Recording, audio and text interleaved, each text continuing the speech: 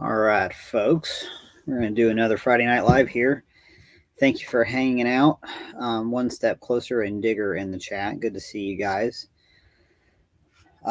It's hot, y'all. Summer. I think it's official. I think it's here. Uh, we're I think probably upper 80s from what I could tell. Today well, I was soaked before I actually got to the job that I was on today because the Jeep doesn't have air conditioning and is probably never going to. um, and so it's one of those where my way of coming home and cooling off is getting right into the pool. I got the pool in service over the weekend. Angel and I worked on it, got it all the wintertime leaf fall and everything cleaned out of it, kind of wiped out, filled up, got the pump and the filter assembly going. And for you guys who don't know, I'll post a picture of it sometime, but I've got one of these stock tank pools, redneck pool.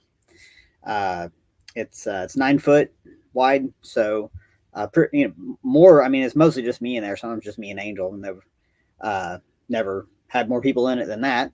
Although it is always available to folks when we have our gatherings and classes up here if anybody needs to cool off. But I picked it up 2021 from a customer who was moving and needed to offload stuff. So I offered him a day of work in exchange for the pool and its accessories, and I got his yard in good order, and I got a really nice pool out of the deal. So that was nice.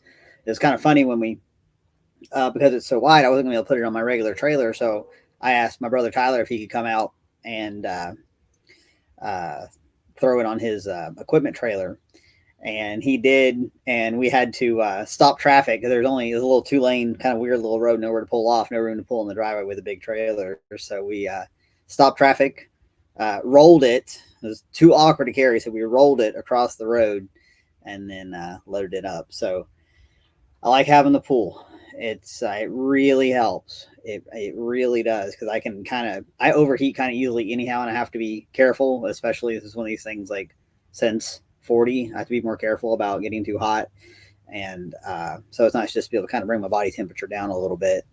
And it's funny how I'm a more reasonable person to be around when I'm not too hot. Uh, let's see, we got a couple of little announcements here. The first one I just finalized yesterday. I'm going to be at the Haven Earth Trade School. That's in Old Fort, Tennessee, kind of down towards Chattanooga. Um, on 2 dates back to back, and I'm going to double check this on my calendar so I don't tell you guys incorrectly. But they are having a homestead boot camp, which is more of a they've got multiple speakers and presenters and workshops going on that day. Uh, I'm going mostly because there is an agroforestry expert there, and I want to hear his presentation. I would like to meet him. So that is going to be on June 15th. That's Saturday. If you just go, I think I dropped it in there in the description, but I'll drop this link here for you guys. Um, if you're local to this area, I've been trying to make it down there for a while to see their setup. They're the ones that go around teaching people how to build with hemp. Uh, but they've got like multiple efforts and streams that they're kind of following out there. Uh, and they're actually set up as a private membership organization, which is very interesting to me. And that's one of the other things they're going to talk about at this boot camp is how that's set up. Because I really need to know. I'm done with the generalities. I need to know how do we do this in the state of Tennessee. So that's on June 15th. Looking forward to that. And then the following Saturday, that's going to be the 22nd, they've got an open house. And when I was talking to Amani about this, she said it's a pretty big event. They can have, maybe 100, 200 people there. And I'm going to be leading foraging walks for that event on June 22nd. So good to network with those folks here. Only about 90 minutes from me, really. So easy enough to get out there and lend them a hand, promote their events. They're doing some cool stuff out there.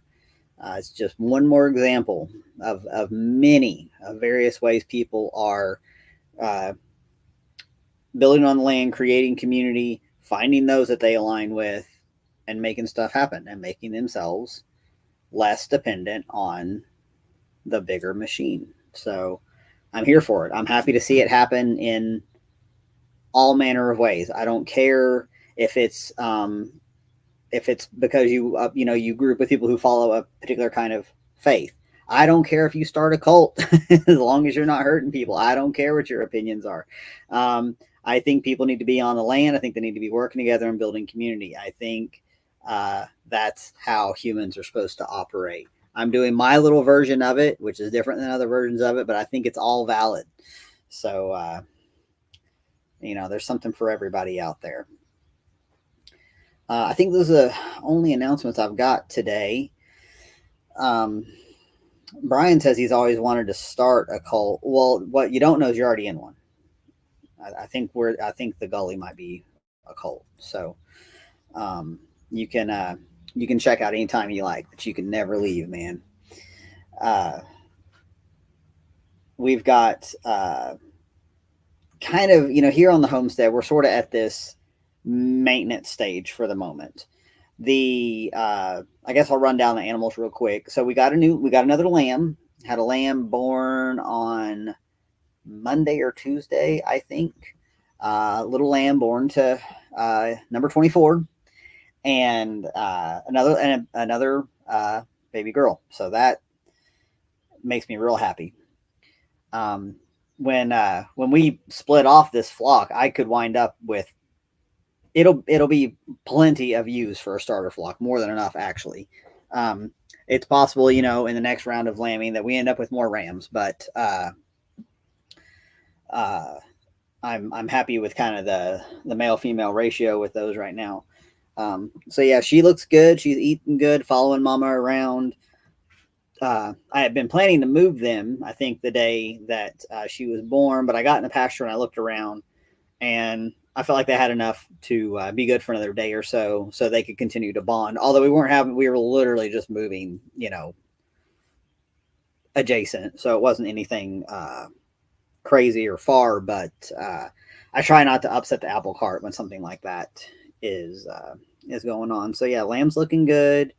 She's mostly white. She's got kind of like a little bit of dappling in her undercoat, but she's real cute like they are.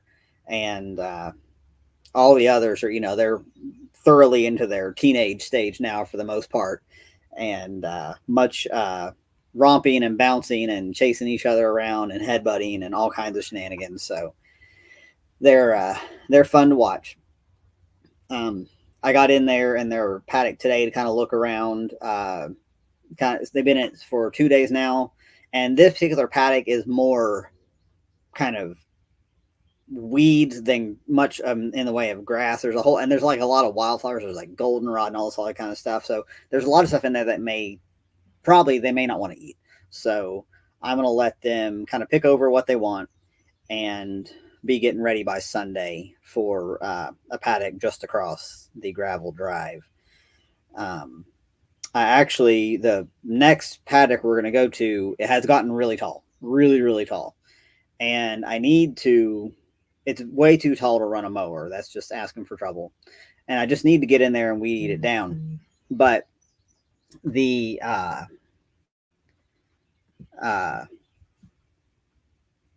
height was such that I had the idea that I would just ride my mower, the one that actually doesn't mow, my John Deere, just ride it and just push everything down, just kind of push everything over. Then I would come through and kind of weed eat down whatever stuck back up again.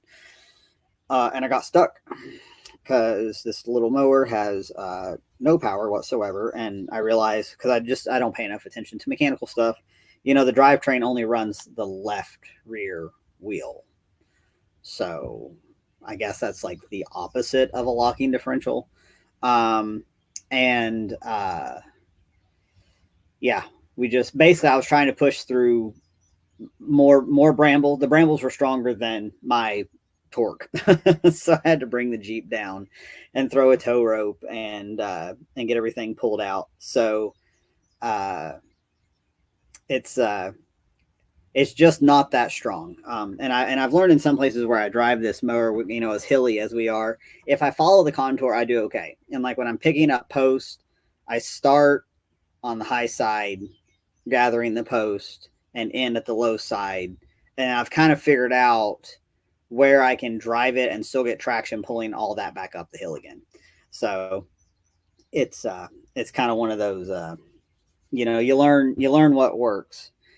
There's a certain couple sections of driveway where the way I think between loose gravel on top of bits of pavement make for no traction and all kinds of business like that. So, but I got it pulled out and realized that I was in shorts and a ton of poison ivy, and promptly came home and took a shower to get all that off. So finger crossed there that I don't break out. So yes, the sheep are good. Rabbits are fine. Chickens are chickens. And more or less, we're just kind of maintaining the status quo, getting plenty of this is the time of year where I'm, weeding real heavily in the garden, being really disciplined about it until I kind of stop caring towards the end of June. But while I'm doing that, that's all that's going to the chickens and the rabbits. So they're processing the weeds for me, getting a lot of manure. I'm happy with that. And I did a big harvest out of the worm compost system yesterday. And I'm actually brewing an aerobic worm compost tea right now that I'm taking out to a customer this weekend. So it's nice this time of year because you can really see the cycle in action. You can really see your closed loop systems kind of hitting on all cylinders, as it were. And I'm gonna rework the rabbit situation a little bit here before too long. So I got about another week, and the baby rabbits can go to their own tractor. They're nearly weaned. I just want to make double sure, since this is my my first go at rabbits. And then there's just a few kind of alterations I want to make to that hutch that I bought. And I'm also going to there's like this little wooden platform that's in there, which I'm sure when the people who built it is probably for to create a little nesting box for them. But as it stands, they just poop in there all the time, so I have to daily go in there and scrape out the poop. And I want all the poop to just fall through the floor. So I'm going to figure something out for that, and get the other rabbit tractor, make sure it's squared away to have the babies in that aren't really babies anymore there. And we're actually getting pretty close to being able to harvest out the compost that the chickens have been working on in their lot too. So it's time to pull out that leaf compost that's got all kinds of other stuff mixed in with it, and start them on some fresh stuff. So I've just been continuing to layer grass clippings from the mower. So there's like little strips close by that I'll mow with the push mower, dump those grass clippings, throw more leaves on top, keep layering that up, let them work it over. I get in there about once a week. I kind of rake it all up again, let them work it over again. We kind of have this little dance. And from what it's looking, I mean, I'm ready to throw it into a garden. So that's what we're going to do. I need to go through, just kind of on the to-do list, but it keeps getting pushed back. I've still got a bunch of leaves that are in bags, and I'm sure they're stinky as all get out now, being tied up in plastic bags. So I'm going to get in there and just slice them all open and just pile up the leaves, because it's probably 3 or 4 yards of material, I would imagine. So I just need to get all those open and get them out where the worms and everything can do their work with them. I just quite haven't made the time. I have been doing a daily post on Amazon, not Amazon, holy cow, you guys can tell I'm tired, on Instagram, and it cross posts to Facebook, calling it the Daily Forage. So every day, of course, I'm outside constantly now, so I don't really plan these out. I look for something every single day to point out to you guys, give a few little details. Sometimes I'll drop a link with a little bit more info, and it's just kind of a nice way of just stacking up your knowledge and kind of training your eye to see this stuff. So I still need to make today's post, but I've got to walk the dog later and before the sundown. So I'm going to find something when we're out for there. I have a couple things in the back of my mind that I need to go look for that I expect to be up in a certain location, but I got to go do it. So it's strong roots resources on those accounts. If you want to kind of stack up your foraging knowledge, that's a good way to do it. Notes. We've had a lot of rain. It's been really nice. Sometimes for us, May can get really dry, and it gets frustrating because we get really dry and we get really hot. Now we have managed to not get super hot too soon, which is nice, and we're still getting down into the 60s overnight. Of course, we're getting close to June now, and I'm not sure how much rain exactly we've had. I don't really keep that close to watch. I just know that I've not had to think about watering any new little plantings, anything I've transplanted that just came out of a 3-inch cup. I'm going to, I just don't have to worry about watering them. So yesterday I went on one of my kind of almost sundown planting frenzies, getting stuff out of the cups and into the ground.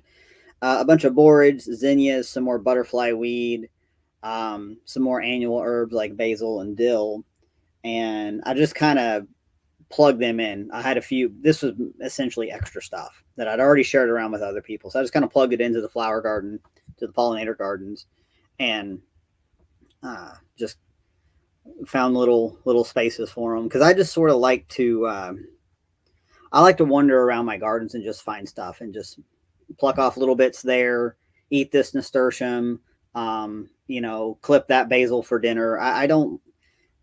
Row gardening isn't really my thing. I mean, technically my kitchen garden is set up in rows, but by the time it really takes off, it's kind of just a food forest without a whole lot of canopy.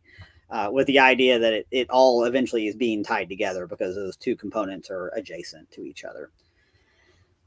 I just like to play around in the soil, y'all. I don't really think about it a whole lot. I don't plan it a ton. I mean, I make sure things make sense to put them there. They're going to have what they need, but I just kind of, this is what's fun for me. This is what was fun when I was doing this in the city when I was still working full time, and I've just carried that over. I don't get too tied up about it.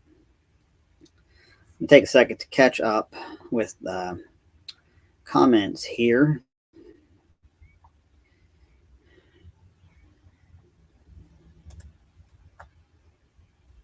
Mr. A is throwing shade here. Yeah. Not as old as you, though.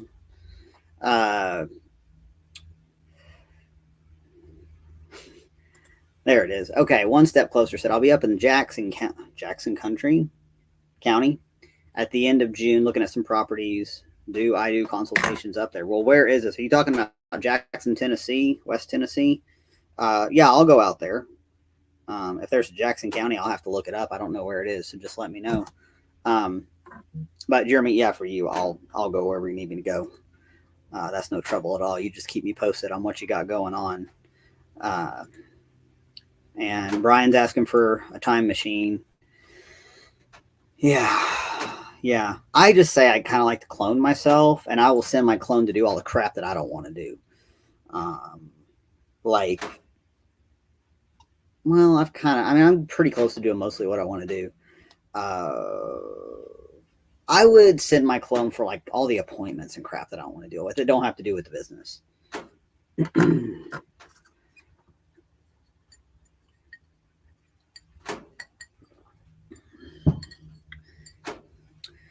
Gainsboro area. All right. Well, if you guys don't mind, I got to throw this in the Google Maps because, sometimes I don't know my home state as well as I should. But Gainsboro is, come on, Google Maps. Not going to tell me a whole lot. Oh, yeah. Oh, you're not actually, wow. Absolutely, yes, I'll go over there.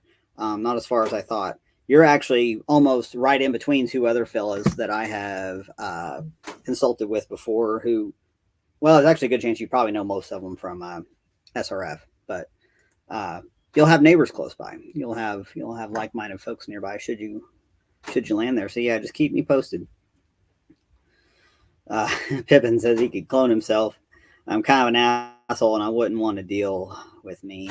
That would be something, wouldn't it? Like, we've been watching a lot of Star Trek. Right now, we're making our way through Deep Space Nine. We've never actually watched. We've watched all the other, not original series, but all the newfangled Star Trek series through the '90s and early 2000s. We stopped at Enterprise, um, and but we never did Deep Space Nine. It just never grabbed my attention.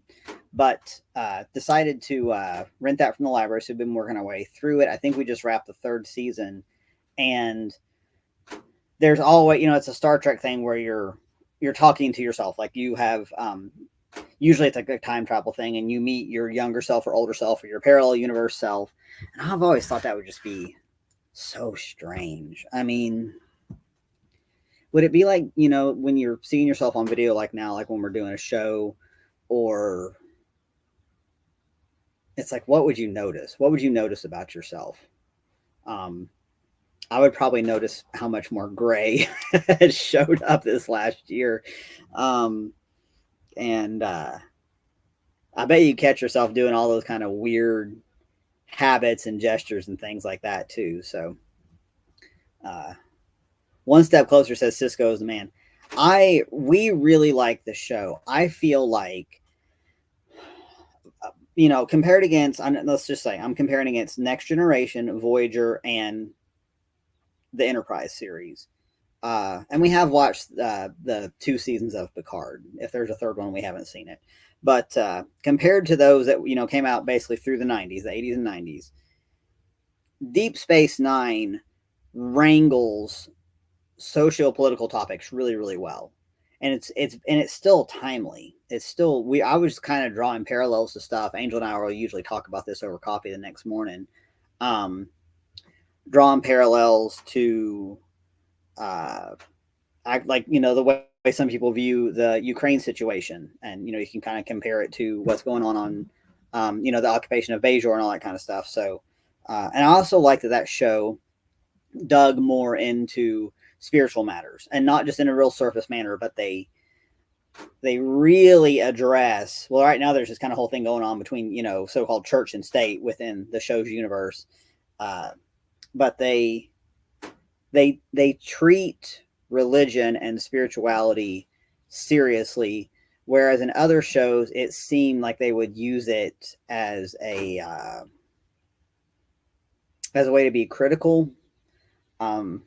Some of the other Star Trek shows seem to just kind of have like this atheistic bent kind of thing, but in DS9 it's kind of a whole different deal. So we're enjoying it. I think we're going to start the 4th season tonight, and we just kind of watch like 1 or 2 episodes most evenings, not even every evening. Once it's dark, once I finally drag myself inside, and it leads to a lot of really good conversations over coffee the next day. Oh yeah, I've got one other thing. What am I doing tomorrow? I'm gonna be able to show you guys about native plant propagation after tomorrow's class. So I'm going to a class put on by a gentleman who runs Overhill Gardens. Overhill Gardens is an exclusive native plant nursery down in I'm gonna blank, Vonore, Tennessee, so south of here. And the idea is that we've got, well, they invited us to bring some cuttings and stuff of our own, and I don't really think I have anything that's in that would be appropriate for that right now. But they're going to go over like the layering techniques, basics, over various types of seed starting, stratification, all that kind of stuff. I don't know if they're really going to get into grafting, but I'm looking forward to it. But this is really something that I need to be better at, want to show more people how to do, of course. And of course, there's an opportunity to, do more videos and that sort of thing. With what Brian's doing out at the gully, I'm going to be able to convey stuff to him that'll help as well. So I'm looking forward to the class. It's going to be an all-day thing. So yes, sir, I will take good notes. These are these are quality people. Like, they have been doing this a very long time. And the ticket that I bought, I bought the book as well. So they've got a book that goes with this whole process. It's like a self-published kind of thing. So between that and then some of those nursery books that we found on a USDA website for free, there's like woody plant seed manual, various plant propagation techniques for, the Southeast, all that. This is getting me closer to, having my permaculture styled nursery, and just doing that in a way that is low. How do I put this? Low impact, low input. Like, a lot of nurseries have really huge waste streams, and they just have their margins set that they can just kind of eat that waste. And I don't want to do that. I don't want a bunch of plastic pots everywhere. I don't want to be throwing out a bunch of stuff that was dead. Man, I was at Ace Hardware the other day, and one of the workers over there was like pitching plants into the dumpster. And I really try not to dig through dumpsters in the daytime. That's kind of a good way to get yourself banned from a store that I kind of need to be able to access. But just so many places, it's just, the waste stream, it kills me. So I want to run a nursery that, it's not to say that doesn't happen, of course. I mean, I kill stuff around here all the time. But at bare minimum, we're not throwing stuff into a dumpster or that sort of thing. And Brian says, harvest to order. And that's what I already do. I mean, it's not that I have a whole lot of stuff, but basically when I'm setting up for an installation and the customer is ordering things that I grow, it doesn't come out of the ground until we're going in the ground that day, or maybe just the night before. So, keep stuff in the ground. It's like, and I'm not saying maybe permaculture nurseries exist. I'd say what Matt Hunley's doing over there in Centerville is probably pretty darn close, because he and I kind of have the same outlook on that sort of thing. But just imagine what you could do if you don't have the overhead and the expenses of all kinds of disposable stuff, and inefficient watering.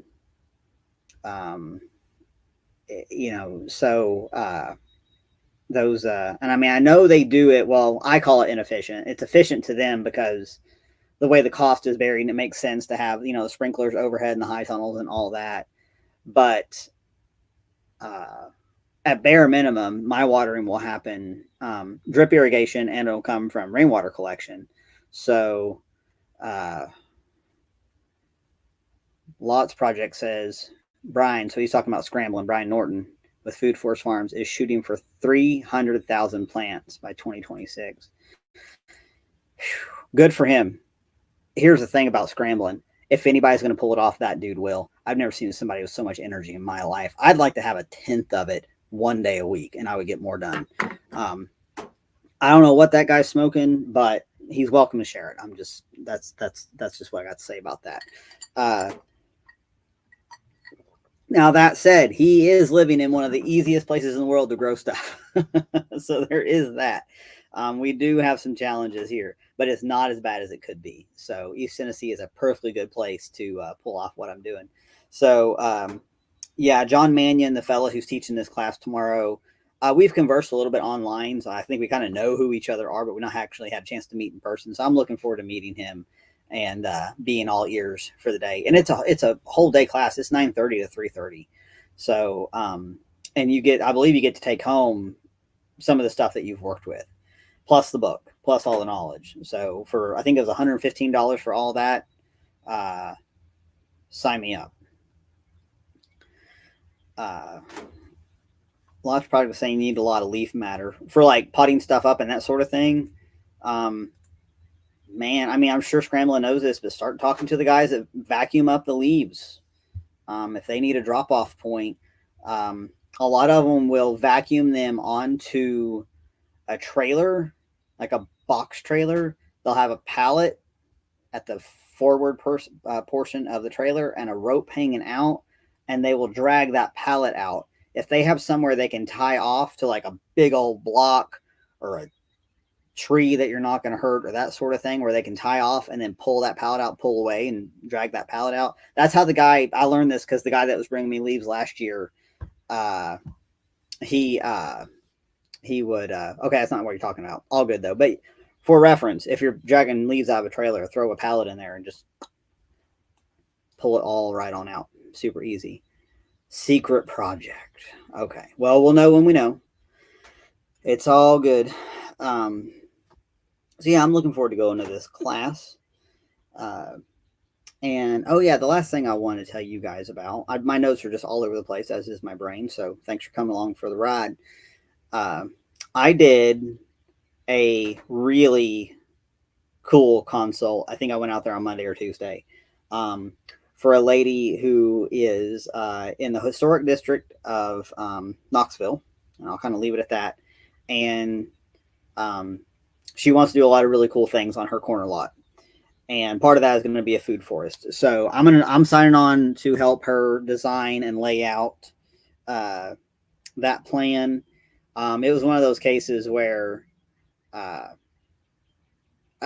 showed up and I introduced myself and I shook her hand and I said, "Hey, how's the old neighborhood?" Because we lived here for 14 years, just 3 blocks away. And she said it's different. She's been there 20 years. She was away for a year or two and then she came back. And she said it has changed so much, and it has. Knoxville is just not what it used to be. It's starting to lose its cool vibe. In some areas, like there are a lot of. I guess I'm going to go on a bitch fest for just a second here. These things ebb and flow. There were large sections of Knoxville, especially Old North Knoxville and downtown, that were dead for a long time, dead for decades. It is beyond booming now and has been on that route for a good 20 years. But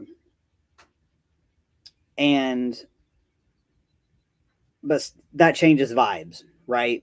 So there are now more people in these neighborhoods who care a lot about certain aesthetics, and other aesthetics are not as desirable.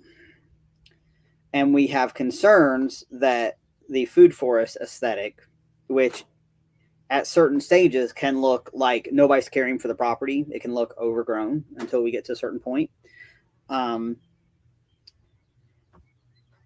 We got to see if this is going to be an issue or not. So, of course, I let the lady know, who's the homeowner, that it's her responsibility to figure out everything on the regulatory, ordinance, law, all that. I don't deal with all that. You can't pay me enough to do that.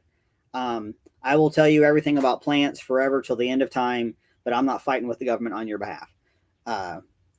And she was cool with that, and that was fine.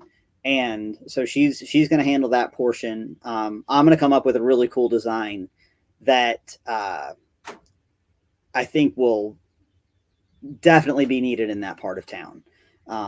There's a lot of like kind of this manicured look that's starting to come in areas where it just used to be. People just had fruit trees and all kinds of just pollinator gardens and all this stuff going on. And then there's people there with opinions now. And from what we can gather, it's mostly people who, how should we put it, ain't from around here. So I don't mind people coming in, contributing to the economy, and opening businesses and providing, employment and improving things and improving their community. But you don't get to come here and start telling us how our yard's supposed to look. So we'll see how this plays out. But I'm very excited to do the design. And the more I spoke with the homeowner, the more I realized how much she and I were on the same page ideologically in multiple ways. So that was a huge relief. I have stopped accepting work from people where I can't get on the same page as them.